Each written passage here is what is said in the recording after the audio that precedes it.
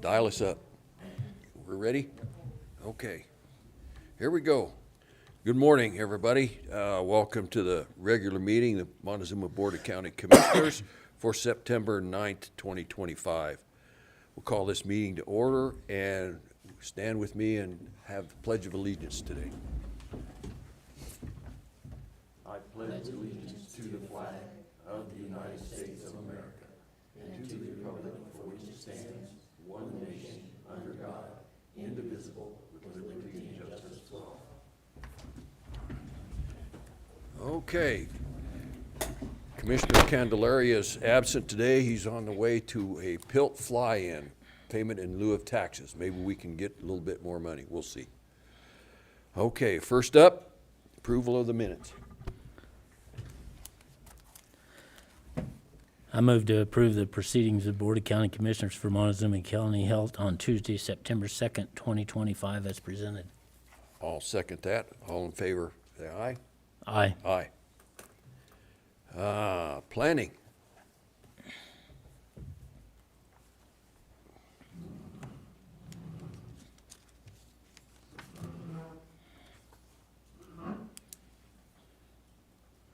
Good morning. Morning.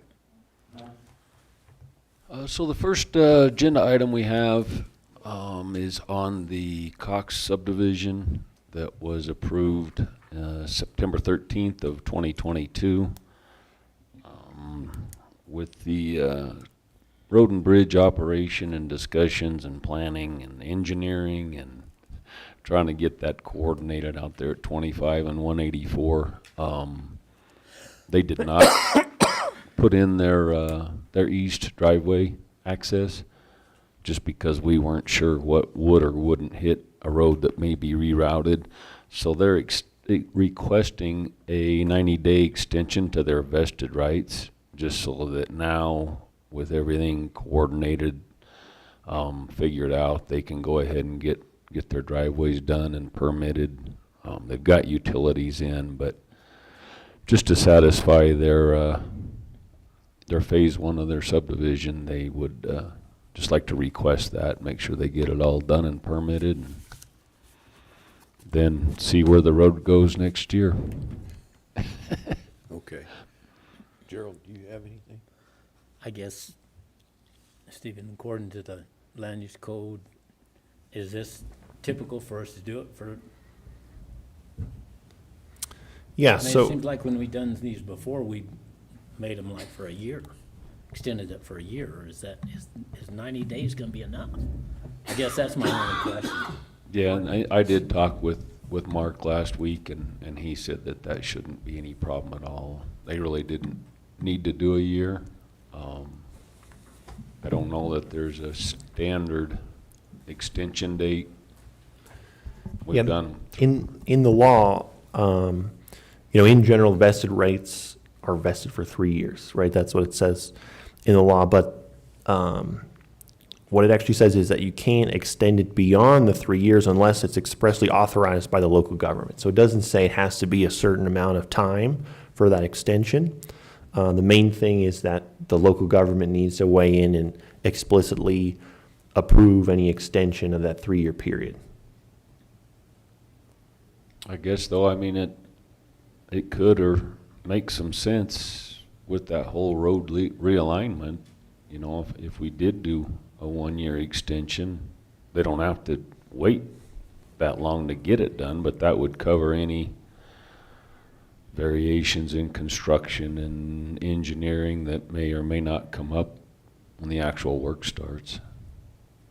I don't know that it would hurt to do a 1-year extension, which I think is what Gerald's thinking there. Might as well make sure we get it covered and the work gets done, and then they know exactly what's there and everybody meets those conditions.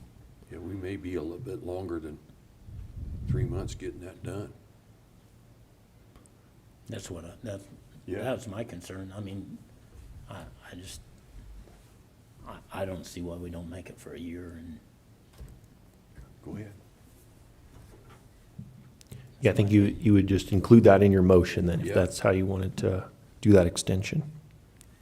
Because there's no limit on the agenda, on your planning. So, No. go ahead. I move to approve the vested property rights extension for Mark Cox, agent Andy Cox, located on property located at to be determined Road 25, Dolores, Colorado, consisting of 59.27 acres to a year from this date. I'll second that. Any other discussion? Hearing none? All in favor? Aye. Aye. All right. All right, then our other two items are just for signatures. Okay. We've got the exemption plat for the 2.2 acres for the road realignment, and then we have the after-the-fact variance for Mr. Creany. Oh, and then also we Yeah, you had a third, right? this one.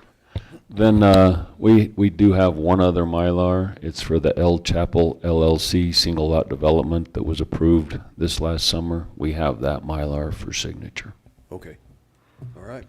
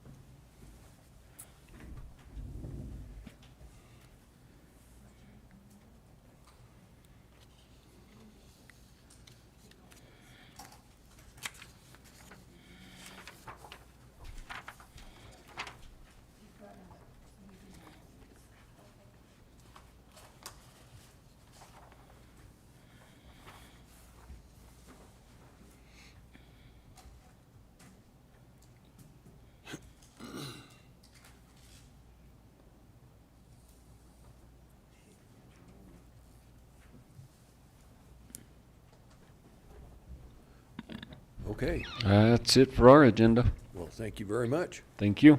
All right. Have a good day.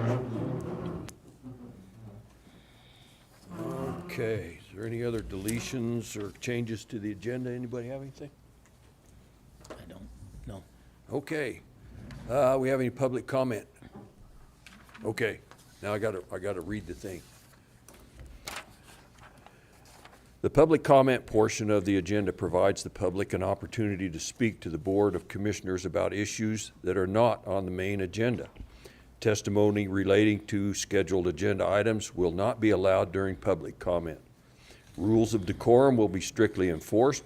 Outbursts and interruptions from any person in the hearing room, including shouting, clapping, booing, laughing, or other reactions to the proceedings, are prohibited. Any comments from the public shall only be made by persons who are residents of Montezuma County. You have been recognized by the chair who are speaking into the microphone, and only after they have stated their name, address for the record. Each person will have 3 minutes to comment. No speaker may yield part or all of his or her time to another speaker. Comments shall only be made to the board. No comments or questions shall be directed to staff or other members of the public. Okay, public comment is now open.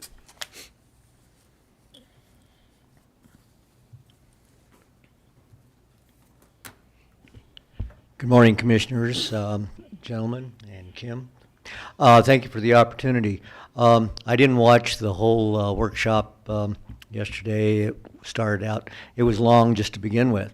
But my comment on the budget beginnings here, the departments, my request, really do need to pay attention to spending, and then also come January, February, doggone it, I forgot something. They really do need to put a lot of effort into those. And I know things come up, equipment fails, but, and those are, but things that they forget about, it doesn't sit well with me when they come in February and they say, well, we got to add more money to their budget. They really do need to tighten their belts too. With the public comment, what Commissioner Lindsay read through, one of the things they ask the citizens to do is be very, use good procedure, decorum. I would expect that from anyone that speaks at the county commissioner meetings on a regular basis. Last Tuesday, I know the frustrations that you guys go through with social media and rumors, but I still think there needs to be some decorum even from the commissioners when they're speaking to the public. We may get things wrong, others may get things wrong, but calling them out and putting their names out there and maybe even calling them ignorant and maybe even using a little foul language, that has to be adhered to by everyone in this chamber. So thank you very much.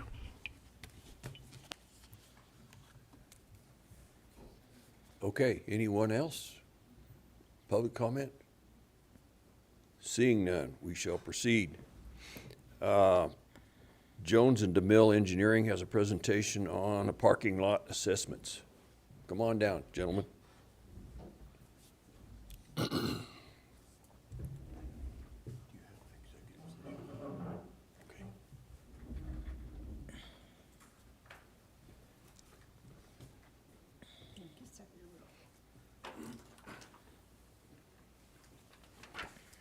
Thank you.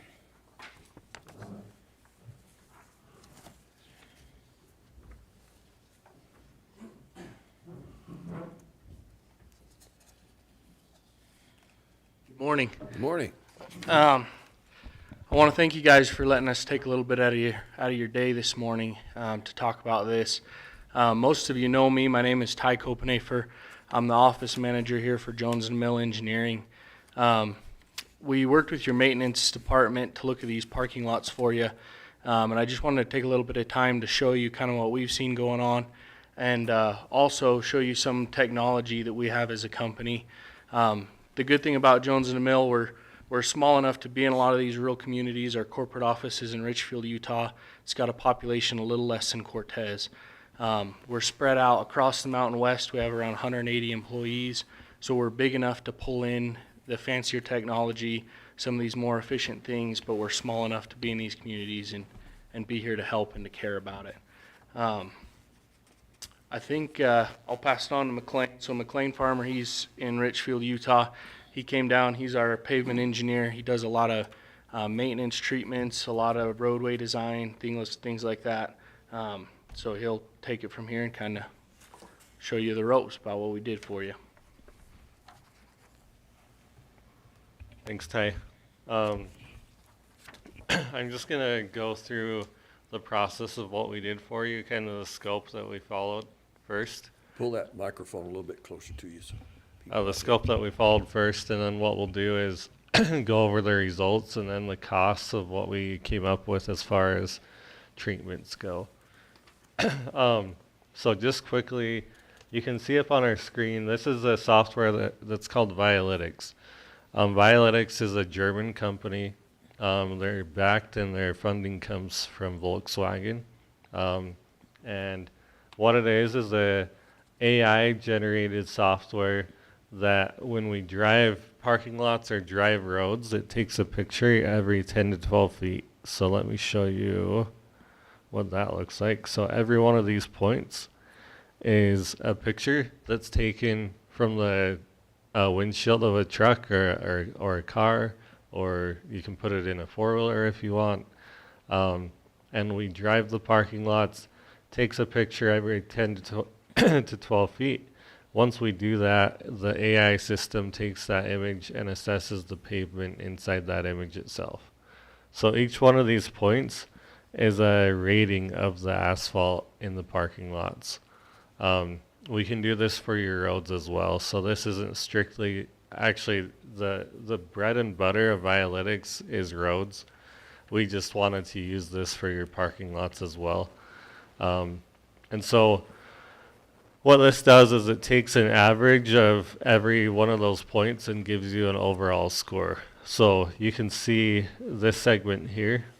If I click on it, it's got a rating of 4.16. So if I click on this down here by the museum, it's got an average of 3.13. So let me explain what those numbers mean. So there's two rating systems. EMI is what I have shown here. EMI is what's used in Europe typically. We also look at PCI scores, which is very common in the US. So the EMI score, we can convert that to PCI if the commissioner, if the county wants us to. But basically EMI is 1 being the best, 5 being the worst, and anywhere in between there is that rating score. So PCI is just the opposite. It's a 0 to 100 scale, and 100 being the best and 0 being the worst. So what we've done is we've driven these parking lots. I also came down and did a field assessment of these. Because Violytics is an AI system that's typically used for roads, parking lots is kind of a new thing for the Violytics system. So I wanted to come field verify what the system is seeing, so that we make sure that a human set of eyes is also on it, where it's typically used for roads and not parking lots.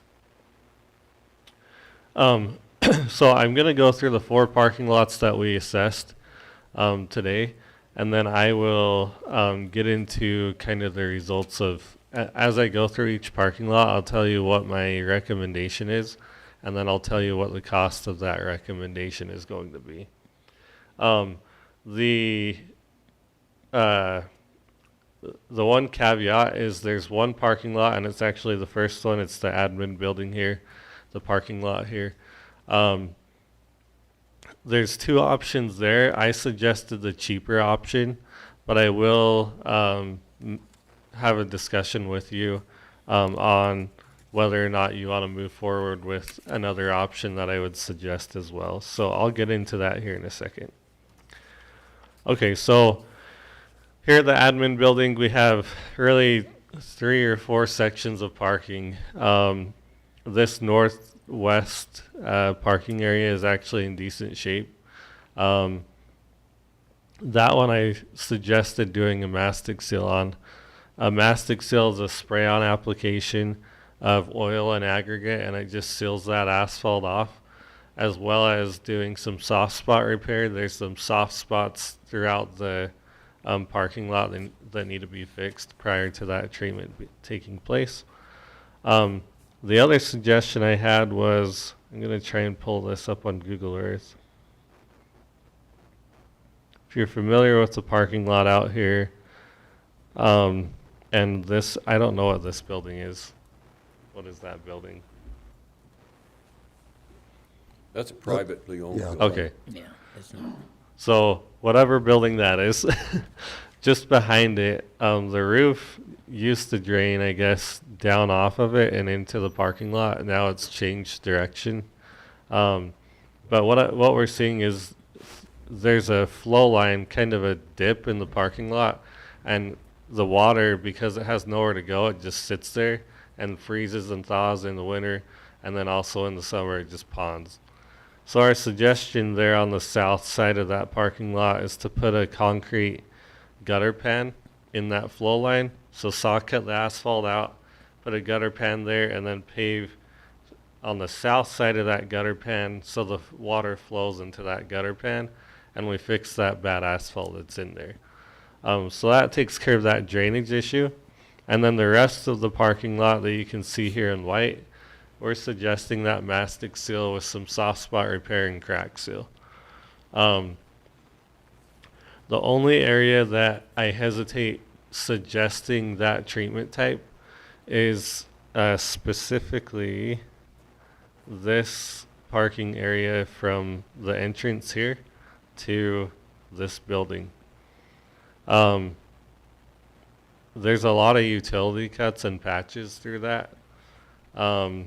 And you can get away with that mastic seal and that crack seal, and it'll probably hold up for a long time, right? But if you have the money, I would say mill this asphalt out and replace it. That's just a budget thing. If you have the budget to do it, great. If you don't, then the mastic seal will seal it off, make it look good, and seal that asphalt off and probably last for a long time. So, any questions on the suggested treatments here? How long are you talking about? A long time? Well, if you keep sealing it, it'll last. I mean, if you keep your preservation techniques up, it'll last probably forever, as long as you preserve it. Eventually, you're going to have to mill it out because eventually you'll probably want to put some type of an overlay on it, but you'll need to mill some of that out. So, How does that mastic hold up to snow removal, the blades on the snow removal? it's actually great. So the reason I'm suggesting mastic seal over like a chip seal, let me see if I can show you a video of the application. Have you guys seen that mastic seal before? Yeah, the city's doing a lot of that. Yeah, they're trying. Yeah.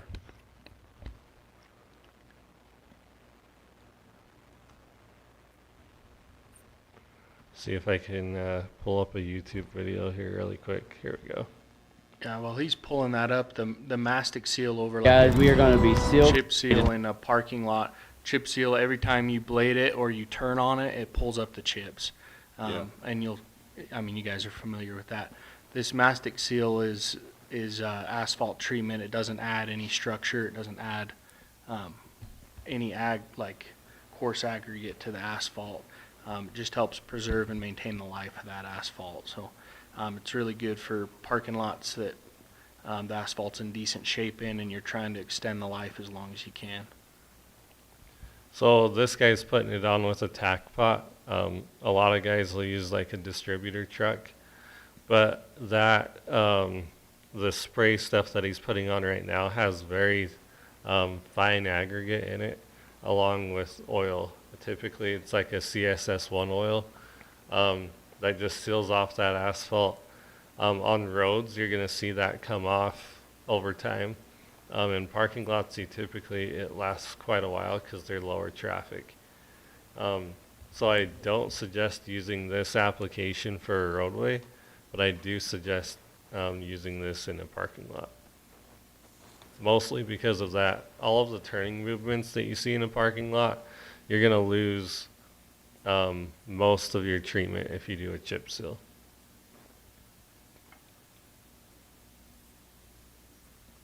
Okay. Any other questions on that? No. So let's go to the cost of what we just talked about. I did notice I had one typo in here that I need to fix. This price says $225 and that should say $3. So it's probably going to be about $96,000 for that parking lot for the asphalt soft spot repair that I talked about, for the cross gutter, the asphalt patch that's here on the south side of that cross gutter, and then paint striping and mastic sealing that whole parking lot. Okay, the second parking lot is just to the north here. What is the name of this one? Is that Annex 3 by the Is that senior right? center? Okay. So Annex 3, I'll show you the polygon that I have on Google Earth here. So all of this is private through here, from what I understand. The red portion is what the county maintains. This parking lot is actually in really good shape. The only thing that I saw out there that was interesting is the county or somebody's put in these little heat strips in the ADA parking lot stalls that basically melt the ice off so it stays melted off. So my suggestion on the treatment type for this is that same mastic seal with a crack seal and a paint striping. My only concern with this parking lot using that treatment type is I don't know how that mastic seal is going to affect those heat strips. So that's just one thing to think about on this parking lot, is we may need to get in contact with whoever installed those or the manufacturer and make sure that we're good to go ahead and seal coat over the top of those. So that second parking lot, the cost for that one, we came up with a cost estimate of $44,000 for that.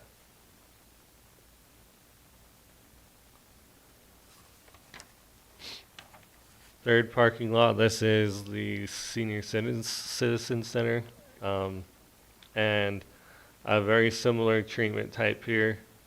You can see the rating on this is a 3 based on the drive that we did with the AI software. That rating, from what I saw out there in the field, is accurate. There's not really any soft spots in the asphalt, very little. And so we can go ahead and mastic seal this one as well with paint striping as well on it. The cost estimate for that was $58,924. The last parking lot that we looked at was at the sheriff's office.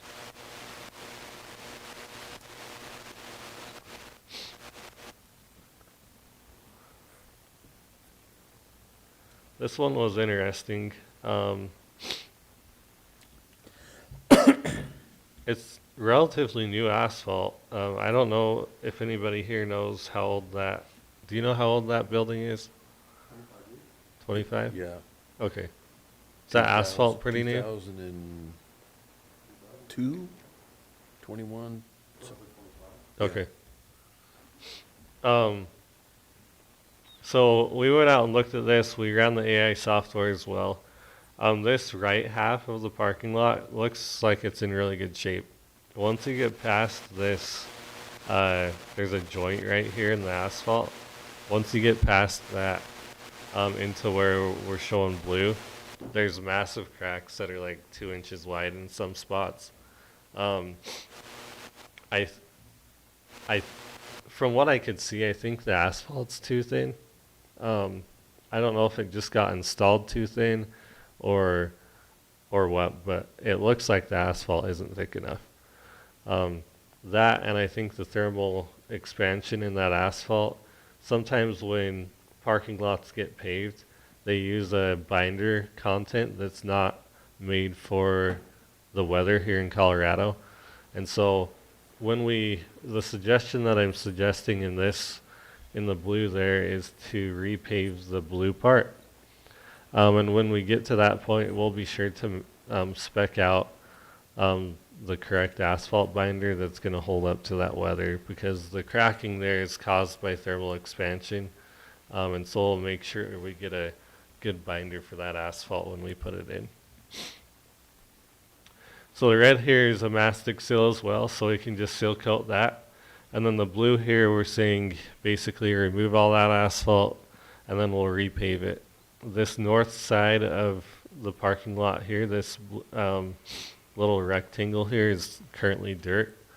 And we estimated that to be paved with this project as well as putting in some curb and gutter around the outside of that parking lot, just like the rest of it has, so that you have the storm drainage you need as well. Let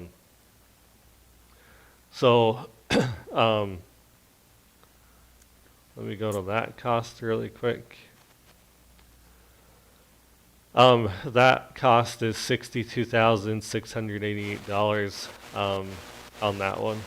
On this parking lot, we also did a parking assessment on the amount of parking that you have at the building.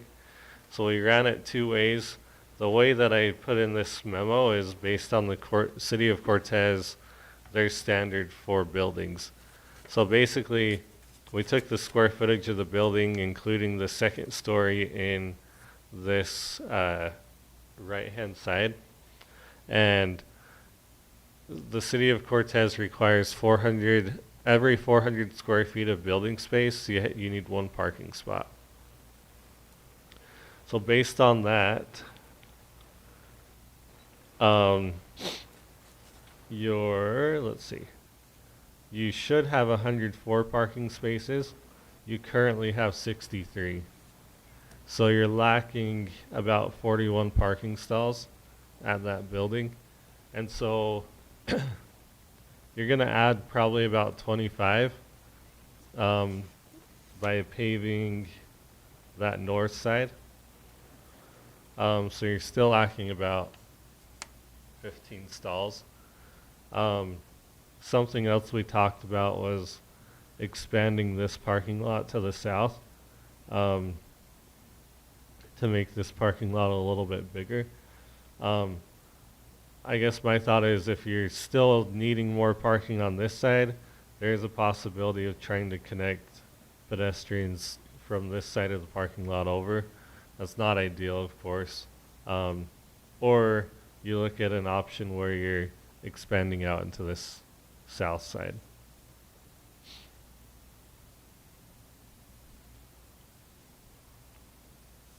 Any questions on that? No, but most of the people showing up to our jail get a ride there. Right. They don't drive. They don't park. They didn't drive They there, don't need right? any parking. Okay. Like I said, one of the last things we looked at, and this was kind of added scope, so we didn't do a lot of, we didn't go into this a lot, but one thing that we met with Commissioner Candelarian, is that how you say it? On was expanding that parking in the courthouse. So basically, I just took a polygon and expanded that parking by about 2,500 square yards. I just ran a rough estimate of what that would cost the county, and you're sitting at about $80,000 to expand that parking on the south side of that parking lot. So if you were to just do the 4 parking lots that we talked about originally, you're probably going to be sitting, I said to budget about $314,000 for all the improvements on the 4 parking lots that I talked about. If you want to include the parking on the courthouse, you would then add another $80,000 to that. I'd say minimum of $80,000 to that. We could run some scenarios for you guys if you want to get into that. But $80,000 minimum, so you'd be like $394 if you wanted to do everything that we talked about today.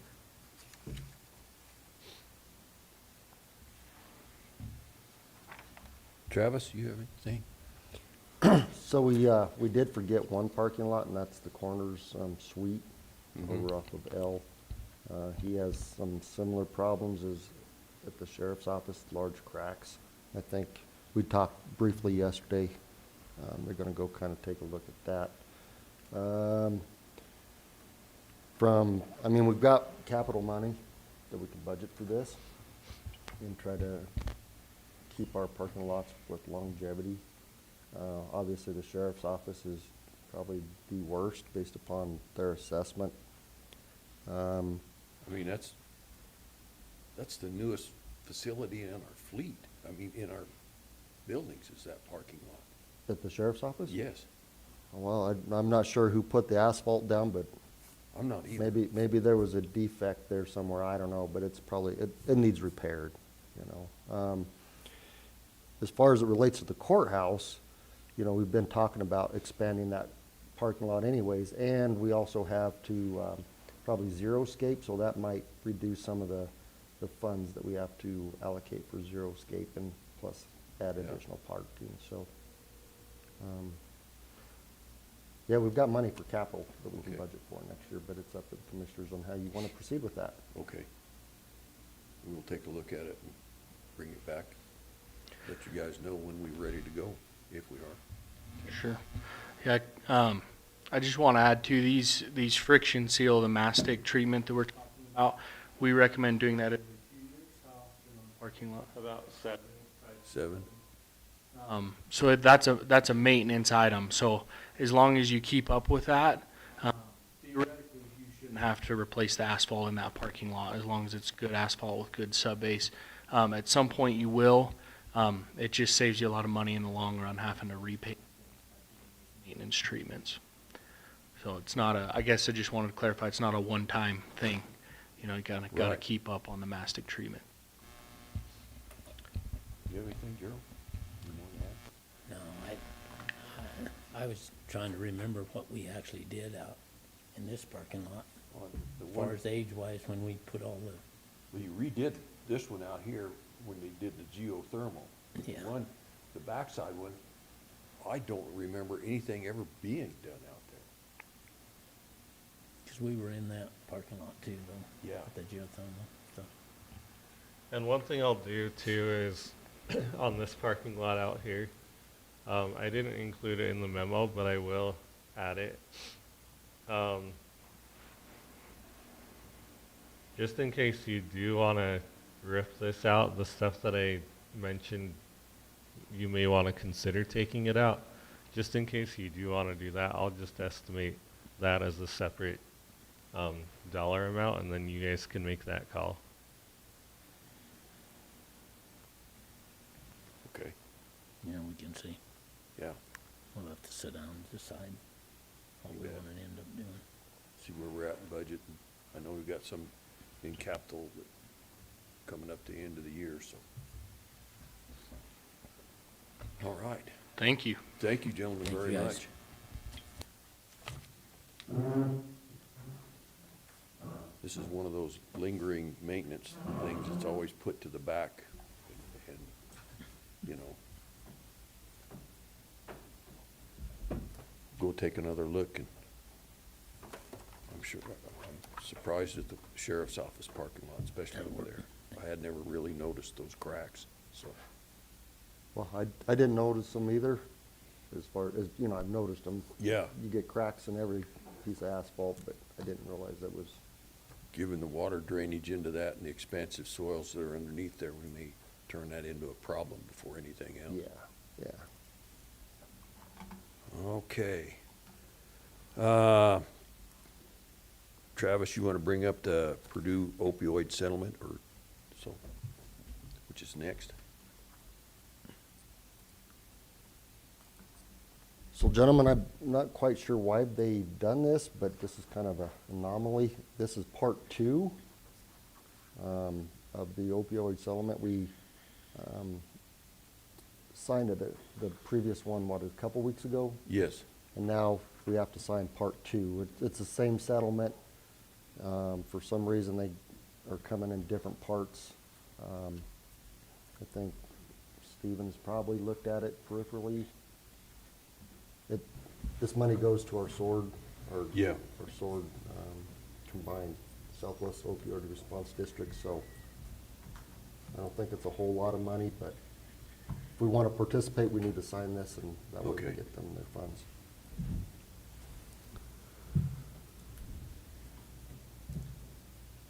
So we just need a motion to sign this settlement? Yeah, just a motion to sign Part 2 of the Purdue Pharma settlement. I move to sign the Part 2 of the Purdue Pharma opioid settlement overview. Second. Anybody have anything else? All in favor? Aye. Aye. Okay, having passed through our regular agenda, do we have any, we don't have an executive session today, correct? We do not. Okay. That leads us right into your report. Sure. I guess the first thing is I am available to be here today because the trial that we had scheduled for this week was continued to later in the fall. So that's really freed up a lot of my time here over this next week. It just turns out that both of the trials that I had set over the last couple of weeks have been continued. So we still have those coming down the pipeline a little bit later in the fall, but we should be very prepared, seeing as we did a lot of prep work for both of those, ready to go now. But I've got some more time here in the meantime this week. I've got a lot of loose ends to tie up on a lot of different fronts. We've got some different things going on with the planning department, both kind of timely things and then all partially related to our ongoing civil cases, leave properties, Ellis Lewis, things like that. And then also hoping to have some time to do some more forward-looking stuff with the planning department this week. Working with them on maybe overhauling our planning process a little bit. Also trying to tie up that property purchase out there at 184 and County Road 25 here in the very near future. I've been making efforts to follow up with the Ute Mountain Ute Tribe on the sheriff's services. Basically unsuccessfully so far, but I'm still working on that, trying to get in touch with the right people down there on that issue. I also had a new road issue brought to my attention at the end of last week that I've been working on, about a turnaround on County Road 35.9. It's out there kind of near P2 where there's a disagreement about the scope of the turnaround essentially, and so I'm just participating in the information gathering at this point, trying to understand that conflict. And then I don't believe I've made mention as part of my reports that we did get a notice of claim fairly recently relating to that accident on 491 in the spring. I think that was maybe the middle of last week that we got that. So that's a procedural step when someone wants to bring certain types of lawsuits against the county. They're required to give that notice. So we did get one of those. Would expect there to be some kind of civil action coming out of that. But otherwise, we're continuing to transition in our assistant county attorney, Gus. I think he's doing a really good job. We're giving him more and more responsibility here as we, I think we just wrapped up 1 month with him in the office, so he's really, hitting the ground running already, but getting more responsibility as he gets more comfortable with the different issues that he's working on. And I think that's really my report.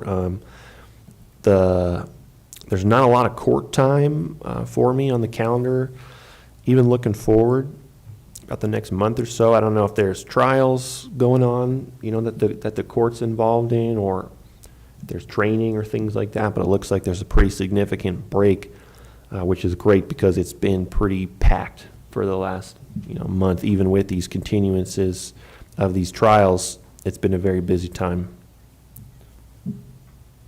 We shall endeavor to keep you out of court. Yeah, I appreciate that. Travis, County Administrator's Report. Gentlemen, not a lot to report, but it was a really busy week. Obviously, Mel had a bid opening for a front-end loader this week, and done some reviews with some different corporations and companies on HR services. Again, dealt with the 35.9 road address and obviously shipped it off to Stephen due to concerns of litigation. A lot of time was spent on the collective bargaining processes. In fact, Stephen and I attended a collective bargaining with FOP and other stakeholders and worked on VSO IGA, hoping to get that finalized. And I think Stephen's reviewing it for legalities, and it's up in Dolores County. We're just waiting for signatures, and we'll absorb their veterans down here. So, let's see, and then the last thing I have is from the treasurer's office is the schedule of receipts and disbursements that we'll need signature, approval and signatures for. Okay.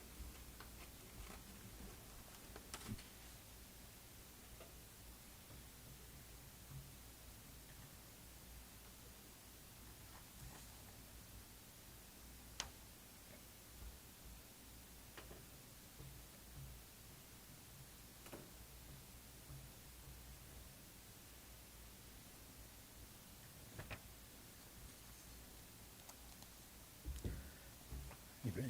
Yeah. I move to approve the schedule of receipts and disbursements. Start date of 1/1/25 and the end date of 6/30/25. I'll second that. Any other discussion? Hearing none, all in favor? Aye. Okay.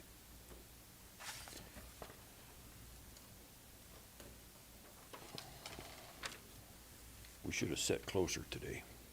All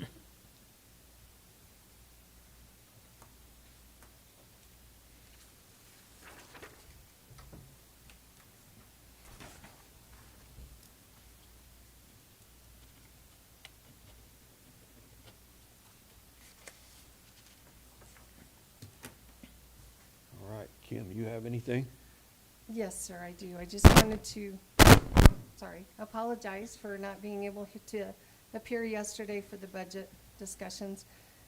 Yesterday was our state ballot certification day, so we spent a good portion of the day figuring that out. And I can officially tell you what will be on the November ballot this year. The state has 2 questions, Proposition LL and MM. Cortez Cemetery is going to have a question on it. Montezuma Water District Number 1 is going to have a question on the ballot. We're going to have candidates from Montezuma Cortez School District, RE1, for districts A, B, E, F, G, and D. And then Mancos School District is going to have candidates as well as a mill levy override question. So that will be what's going to be on. This is a great opportunity for me to remind the public that if you have moved or you've changed your voter registration, we want to remind you to go on to govotecolorado.gov and make sure that your voter registration is up to date, that we have your ballot going to the correct address. And if your affiliation or whatever your voter registration says, you want to check on it. If you have any questions, give us a call at the office, 970-565-3728. We're getting ready to get real busy, so give us a call. Thank you. Gerald, you, The 2 state questions, the LL and the, what are they? Yeah, I honestly haven't seen the actual You haven't seen the language verbiage for it? yet. Okay. I just know wondered that's if what it we've got. made it on there. okay. We will have that on our county website here as soon as we Okay. get it programmed. Okay. I don't have much to report this week. We got an MVI meeting this afternoon. Basically just very few phone calls and not much going on. Yeah. I'm basically the same way. I didn't have any phone calls, no emails. City council tonight. If you want some real entertainment, I suggest you show up. I know Susan will probably be there. Other than that, I don't have anything else. Anybody? Okay. Motion to adjourn. Second. All in favor? Aye. Aye. We are adjourned. Thank you all for coming.